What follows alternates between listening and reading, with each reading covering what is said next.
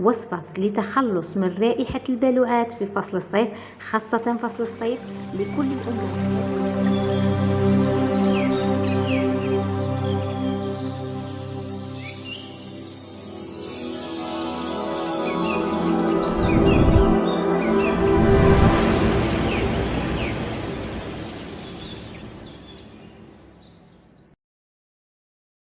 سلام البنات، جيسبر تكونوا بها حبوباتي. اليوم جبت لكم طريقه خطيره، طريقه رائعه للتخلص من رائحه البالوعات في المطبخ، خاصه في فتره الصيف. راح تكون رائحه المطبخ، رائحه البالوعات تاع المطبخ تكون في فتره الصيف تنبعث منها واحد الرائحه، يعني رائحه كريهه.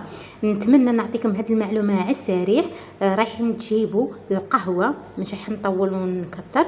راح نجيبوا هذه قهوه كنا طيبناها صاي وما ترميهاش منه. هاك نعطيكم نصيحه باستوس، هذه كي طيبي القهوه قلعيها، وهذه الحتاله تاع القهوه قيسيها في المجرى. انا عندي زوج منه ومنه، راح نقيسها في المجرى ونقلب عليها الماء. شفتوا هذا؟ وكاين بزاف من البنات يقولوا لي بلاك هذه الحتاله تاع القهوه تبوشي لينا المجرى.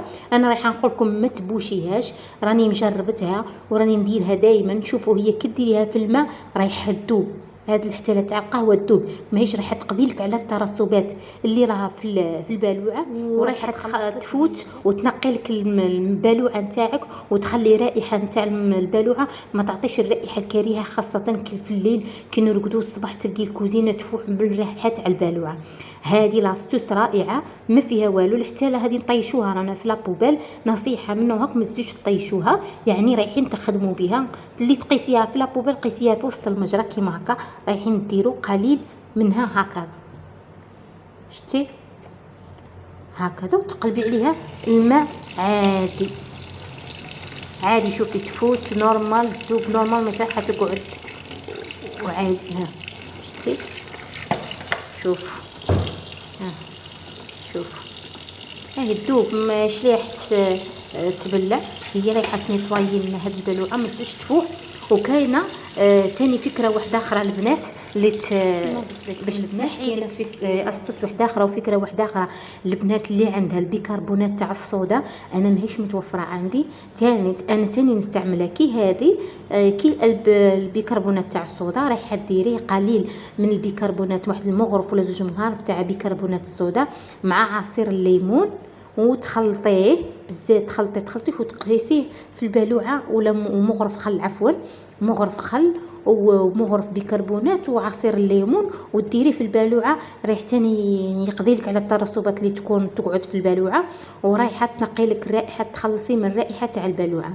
انا جيت انا حقيقه اعتمدت هذه الطريقه، جايتني سهله ومامتو ما نقيسش هذه الحتاله تاع القهوه، ما نقيسهاش في لابوبال، رايحه نخدم بها. يعني فكره اخذوها مني. ان شاء الله يا حبوباتي يكون الفيديو تاعي نال اعجابكم.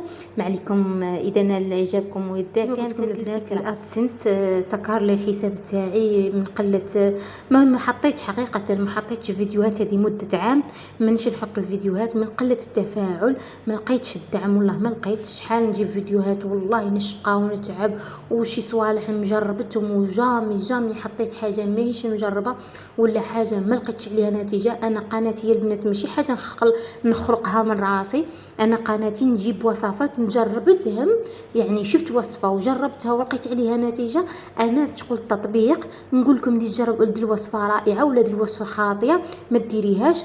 جربتها وما لقيتش عليها نتيجه، ولا جربتها ولقيت عليها نتيجه. المهم حبوباتي دعموني، راح نحط عليكم واحد الفيديو رائع في تبييض الابطين لفصل الصيف، عندي عن تجربه، وصفه صحراويه.